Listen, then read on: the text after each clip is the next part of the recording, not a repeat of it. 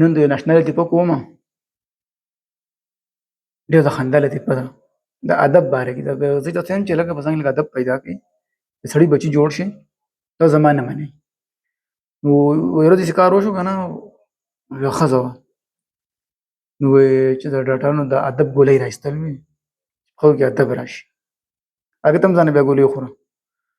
نو داسې کار بیا وشو چې دا ښځه خبر شو چې دې د ادب ګولۍ شروع کړې، خوړې شو. چې کوم بچي وشو نو هغه ټول اخلاقي خلک وو، ادب پکې ډېر زیات و. نو بیا ښځې خبر شي که نه، بچه هم ګاونډ کې بله ښځه خبره شوې، نو هغه ته ویل چې یاره ادب خو هسې په خلکو کې راځي، ګولۍ ډېرې وخوره. نو هغې داسې کار وکړو چې ګولۍ ډېرې زیاتې وخوړې، بې ترسه ګولۍ وخوړې.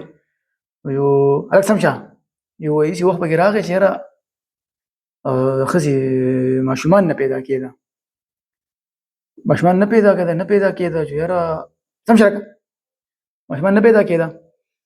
نو داسې کار وشو چې ډاکټرې ته لاړه، ډاکټرې ښځې ته لاړه.